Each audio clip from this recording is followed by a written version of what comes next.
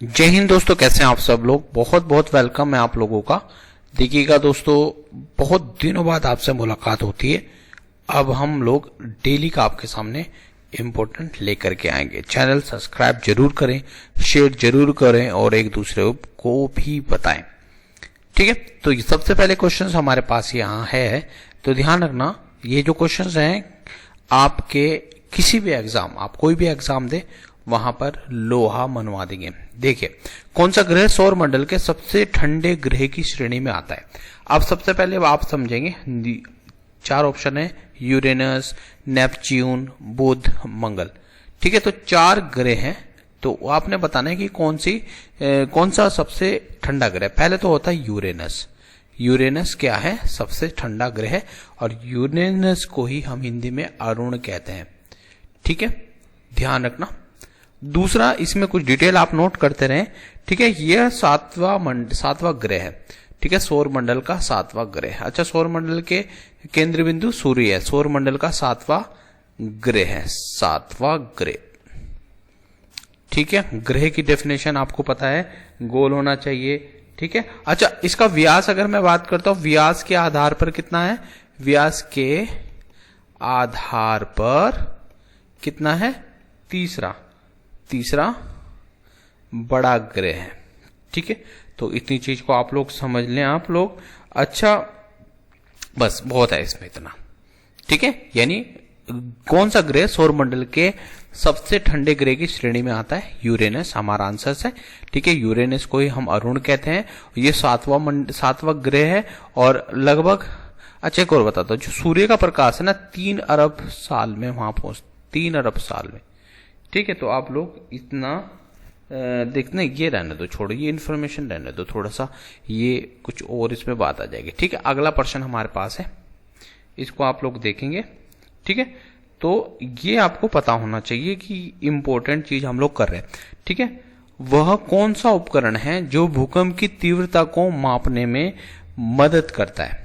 ठीक है, ये आप लोगों को सबको पता है, ये रिएक्टर स्केल पर है। ठीक है, इसको रिएक्टर स्केल के लिए हम यूज करते हैं। जो भूकंप होता है ना, ठीक है, और सिंपल सी बात है, भूकंप जो है वो एक अनहोनी ला देता है। तो इसमें हम लोगों ने फिर वही कुछ इंफॉर्मेशन आपके सामने है।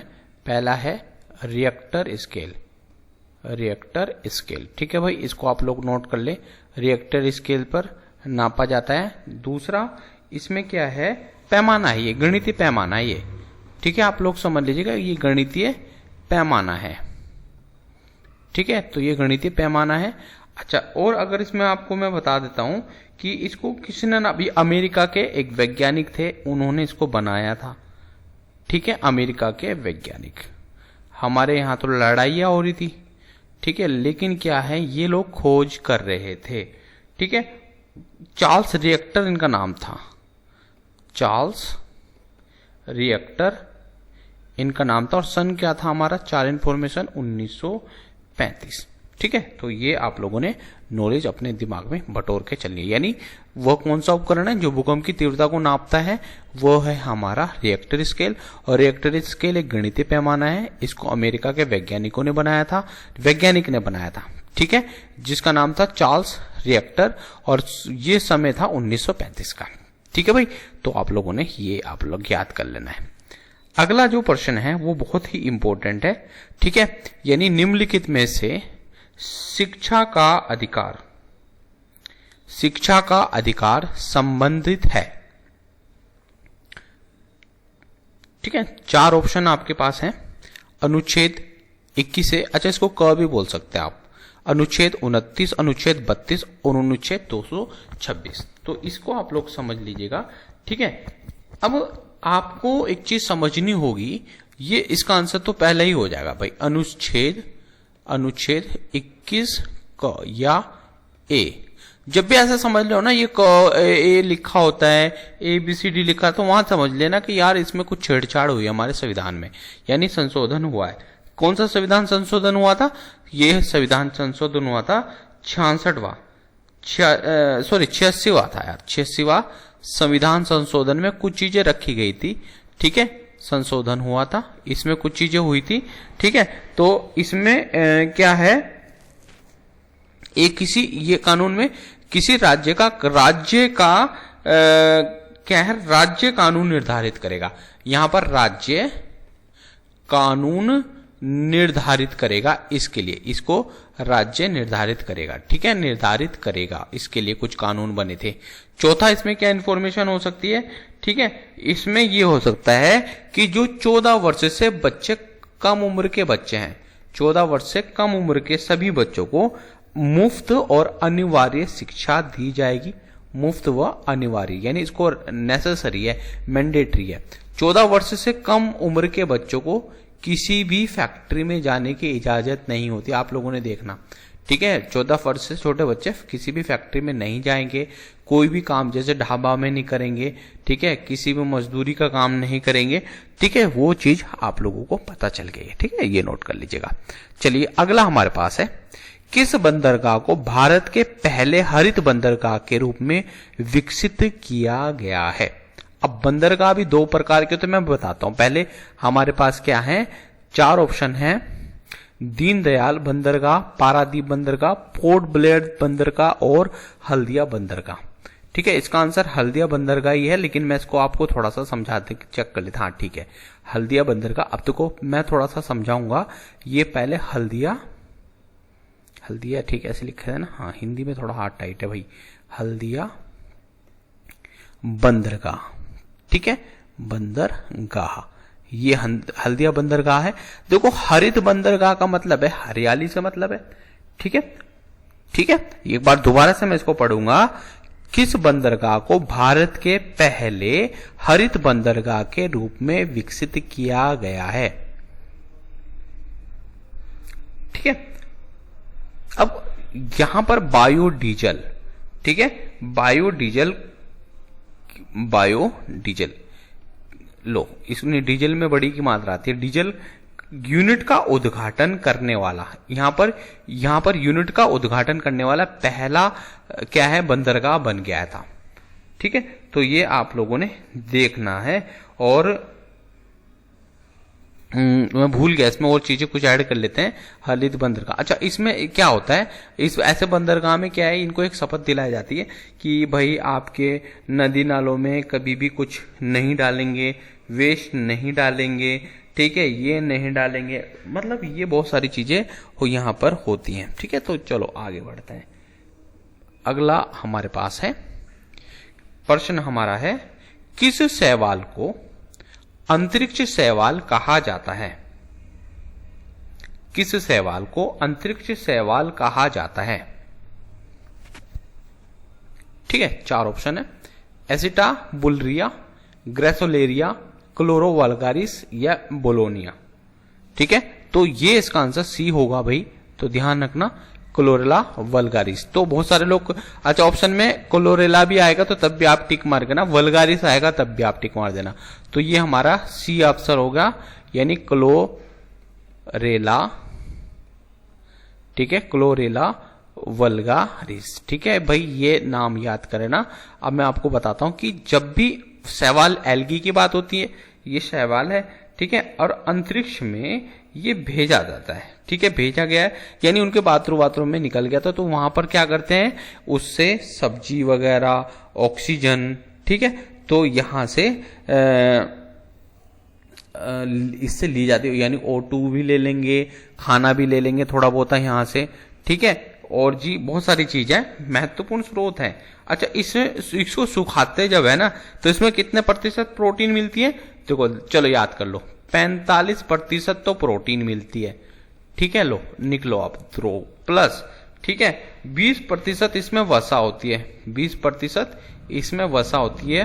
ठीक है, प्लस और क्या कर सकते हैं हम, 20% इसके अंदर क्या होगी, कार्बोहाइड्रेट होगी। ठीक है, तो भाई क्यों ना उगाए कार्बोहाइड्रेट। ठीक है, और बाकी कितना हो गया हमारे पास, 45, 20, 40, बाकी का हमारा क्या है, कार्बोहाइड्रेट होगी, और बाकी आप जो बचेगा वो जोड़ लेना। ठीक है जी, तो ये अच्छा, इसमें आप एक और जोड़ लो। ठीक है, किस क्लोरोफाइटा वर्ग का है, क्लोरोफाइटा वर्ग का है ये, ठीक है, ध्यान रखना क्लोरोफाइटा वर्ग का है, इसको आप लोगों ने माइंड के अंदर डालना है। ठीक है जी, चलो ये आगे हो गया आपका बच्चों क्वेश्चन 5। थोड़ा वीडियो बड़ी हो जाएगी, देखो भाई कोई बात नहीं। चलिए अगला हमारे पास है, उस द्वीप का नाम क्या है जो भारत और श्रीलंका के बीच स्थित है। ठीक है, दोबारा पढ़ूं, उस द्वीप का क्या नाम है जो भारत और श्रीलंका के बीच स्थित है।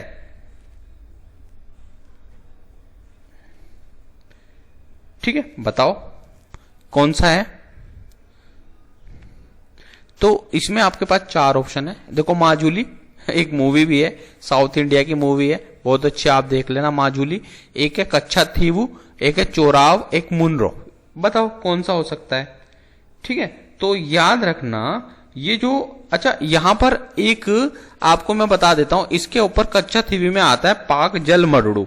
ठीक है यार, इसको आप यह बोल सकते हैं पाक, इसके जगह पर एक ये ऑप्शन आ गया पाक जल जलड़ मरु मध्य। ठीक है, ये ऑप्शन आ जाए तो आप लोग टिक मार दे। वैसे ये जो कच्छाथीवू जो है ना, ये इसी के अंदर है, इसी जमीन के अंदर है, यानी इसी के एरिया में आता, तो ये इसका आंसर बी होगा। देखो इसमें 4-5 ऑप्शन हम जोड़ लेते हैं। ठीक है, तो सबसे पहली बात है, ठीक है, ये भारत और श्रीलंका को जोड़ता है। यानी देखो मैं आपको बताता हूं, ये हमारा टाप है, श्रीलंका हमारे से टच नहीं है, जो जमीन पड़ी है यहाँ पर वो टाप पानी है यहाँ पर, तो ये वाला जो एरिया है इसकी बात हो रही है। देखो ध्यान रखना, ठीक है, ये कच्छाथीवू याद रख लेना भैया, कच्छाथीवू द्वीप है ये, तीवू गलत लिखा हुआ है, मैंने गलत लिख दिया, तीवू द्वीप है ये। ठीक है बच्चों, दूसरा ये क्या है हमारा, किसके नाम पर पड़ा था ये पड़ा था रॉबर्ट पाल्क के नाम पर, राइट, रॉबर्ट पाल्क के नाम पर पड़ा था। और कुछ इसमें आप ऐड कर लो। अच्छा ये कौन थे, ये मद्रास के गवर्नर थे उस समय, मद्रास के गवर्नर थे।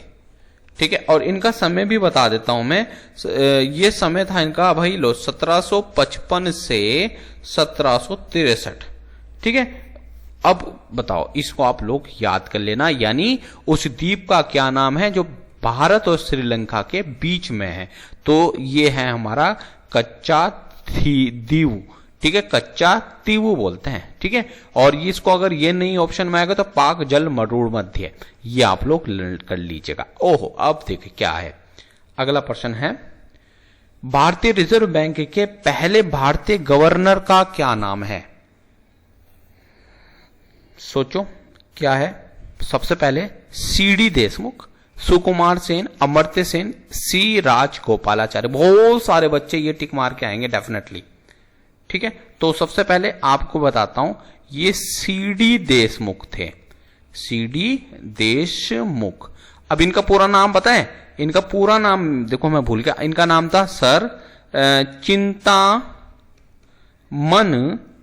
द्वारकानाथ, भाई गॉड द्वारकानाथ, ठीक है, देशमुख, ये इनका पूरा नाम था, शॉर्टकट था। दूसरे नंबर पे आप लिख सकते हैं ये CIE और CIE, सॉरी, हाँ ठीक तो है, और ICS थे, ICS थे। ठीक है, क्लियर हो गया। तीसरा हमारे पास है इनका जो कार्यकाल था। ठीक है, इनका जो कार्यकाल था 2 अक्टूबर से 1982 से भाई, ये हमारा समय था 14 जनवरी नहीं यार गलत लिख दिया, सॉरी मैं भूल गया, 1 मिनट क्षमा करिएगा, सब चीज थोड़ी ना याद रहती है, लेकिन भूल गया मैं, 1 मिनट दोबारा से बताता हूं। 14 जनवरी लिख लो, 14 जनवरी 1896 से 2 अक्टूबर 1982, ये इस समय का टाइम था। ठीक है भाई, चलो ये भी आप लोगों को लर्न हो गया, तो याद रखिएगा। तो ये सीडी देशमुख क्या थे, हमारे पहले RBI के, अच्छा रिजर्व बैंक ऑफ इंडिया, ये RBI reserve bank of India, उसकी स्थापना 1935 में हुई है। ठीक है, उत्तराखंड में भी है इसके एक ब्रांच, ध्यान रखना। ठीक है, चलो आगे बढ़ते हैं। निम्नलिखित में से मणिपुर, देखो निम्नलिखित में से किस वर्ष मणिपुर राज्य को अपनी पूर्ण आजीविका प्राप्त होती है? देखो सबसे पहले, अब देखो यहां पर पूर्ण आजीविका मतलब ये प्रॉपर बन गया है। इसका मतलब ये पूर्ण आजीविका मतलब पूर्ण राज्य का दर्जा, इसका मतलब है पूर्ण राज्य का दर्जा मिला इसको, पूर्ण राज्य का दर्जा। पहले 1 मई 1960, 20 फरवरी 1987, 26 अप्रैल 1975 और 21 जनवरी 1972। तो इसमें जो ऑप्शन होना चाहिए, पहले तो ऑप्शन देख लेते हैं 21, हाँ बिल्कुल ठीक है, 21 जनवरी 1972। थोड़ा सा मैं आप लोगों को थोड़ा सा बताऊंगा, ठीक है, मणिपुर के बारे में बात है। पहले इसकी जो स्थापना हुई थी 21 जनवरी 1972 में हुई। भाई पहली बात तो ये समझ लेना, इसको पूर्ण राज्य का दर्जा मिला, को पूर्ण राज्य का दर्जा मिला, राइट, ये आप लोग देख लेंगे आप लोग, ठीक है। दूसरा क्या था, ठीक है, इस समय यहां 60 निर्वाचित सदस्य थे, सदस्य वाली क्या थी, विधानसभा गठित की गई थी, यहां पर विधानसभा गठित हुई थी, ठीक है। तो ये आप लोगों को याद रखना है। अच्छा, आपको पता है, ये आपको बताना है कि जो मणिपुर है, ठीक है, मणिपुर, ठीक है, भारत के संघ में कब मिला था? तो ये कब मिला था? 21 सितंबर, ध्यान रखना भैया, ये 21 सितंबर, ठीक है, 21 सितंबर 1949 में, ठीक है, इसको क्या है, मिला लिया था। और वो कब हुआ था? 15 अक्टूबर को प्रभावी हुआ, ठीक है। तो ये आप लोगों को याद रखना, 15 अक्टूबर को ये प्रभावी। बेटा तो मैं आपको बताता हूं, अगर आप हमारे दिल्ली ब्रांच में आते हैं तो बहुत अच्छे से आप तैयारी कर सकते हैं। देखो 3 ब्रांचेस हमारी हैं, उत्तराखंड में है, हरिद्वार में है, सहारनपुर में है और दिल्ली में बनने जा रही है, ठीक है। तो यहां पर आप ज्यादा से ज्यादा आकर के एडमिशन ले सकते हैं। चलिए अगला प्रश्न हमारे पास है, कौन सा विटामिन न्यूक्लिक एसिड और लाल रक्त कोशिकाओं के निर्माण में मदद करता है? चलिए बताइए। B6, vitamin B6, vitamin B3, vitamin B10, vitamin B5। तो इसका आंसर क्या बताओ, क्या होता है? कौन सा विटामिन हमारे न्यूक्लिक एसिड और लाल रक्त कोशिकाओं के निर्माण में क्या है, मदद करता है? अच्छा बताओ, मुझे ये बताओगे, जो हमारा रक्त है यानी हमारा खून है, उसका निर्माण कहां होता है बच्चों? ठीक है, तो ये आप लोगों को याद रखना, विटामिन हमारे पास B10 हो जाएगा इसका answer, vitamin B10। B, vitamin B है, विटामिन बी कहां से मिलती है आप लोगों ने मुझे ये भी बताना है, ठीक है। अच्छा, फोलिक एसिड विटामिन B10 है ना, B9 होता ना, इसमें B9 भी चलता, B9 भी चलता, भाई ध्यान रखना, ठीक है। तो यहां फोलिक एसिड का निर्माण इसके द्वारा ही होता है, ठीक है जी। चलो आगे बढ़ते हैं हम लोग।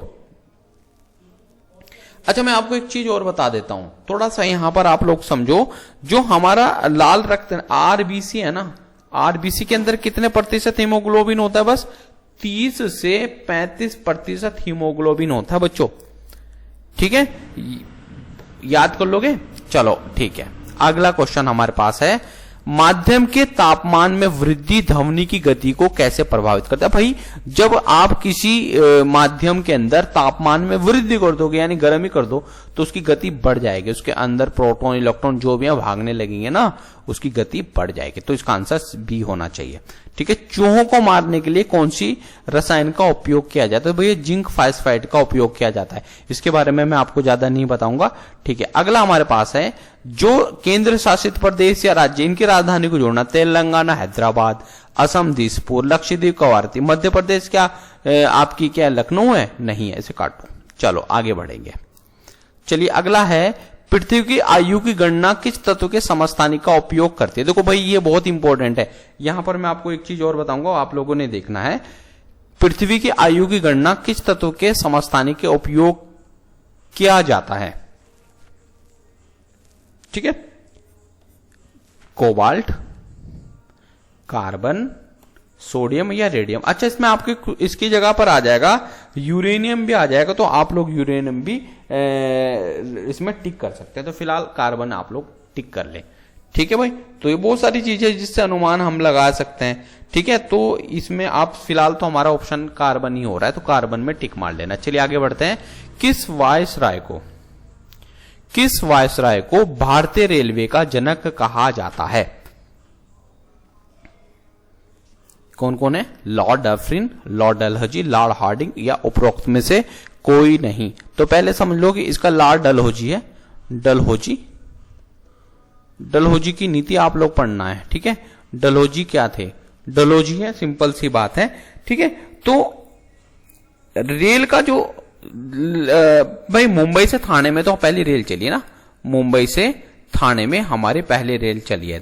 थाने ऐसे तो लिखते हैं, थाने लिख लेना जो भी है। चलो, रेल चली थी। ठीक है, तो ये अब आप लोगों को पता ही है। ठीक है, चलो अगला क्वेश्चन हमारे पास है।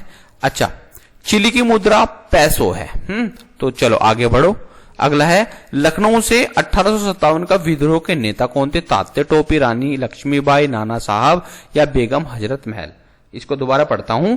लखनऊ से 1857 के विद्रोह का नेता कौन था? ठीक है, अब देखो ध्यान से समझना।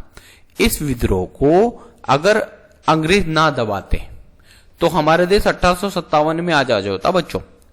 ठीक है बेटा, तो देखो ध्यान रखना, ये हमारे कौन थे? नाना साहेब जी थे लखनऊ से। नाना साहेब जी थे लखनऊ से, तो आप लोगों को देखना है। ठीक है, अब इसमें आपको और चीज मैं आपको बता देता हूं, पहले आंसर चेक कर ले रहा हूं। देखो नाना साहब ही है, नहीं बेगम हजरत महल है। इसका क्वेश्चन आंसर गलत क्यों हो रहा है? नहीं, मैंने थोड़ा सा गलत बोल दिया। ठीक है, ये 1857 में नाना साहब नहीं थे भाई। ठीक है, ये हमारी मैडम थी कौन?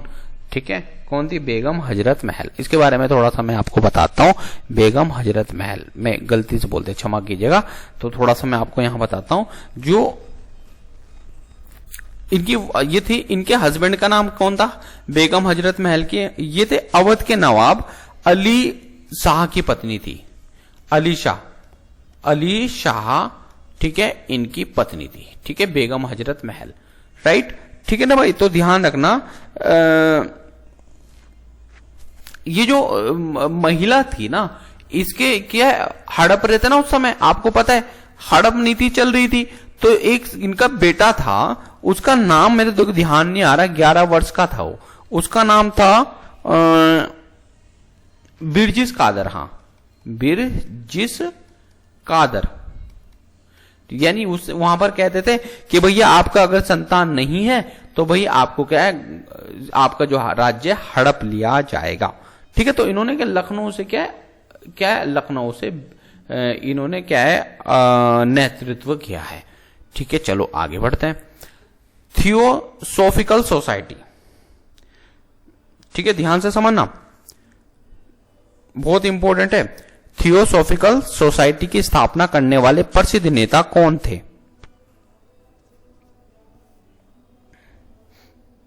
देखो बहुत ही इंपॉर्टेंट है और आना है एग्जाम में। ठीक है, तो इसके ना आप लोगों को नोट्स बनाने हैं। अगर आपको चाहिए नोट्स तो आप लोग हमसे बोल सकते हैं। ठीक, तो आपको इसके नोट्स मिल जाएंगे। यानी थियोसॉफिकल सोसाइटी की स्थापना करने वाले प्रसिद्ध नेता कौन है? ठीक है, देखो तो इसका आंसर हमारा है।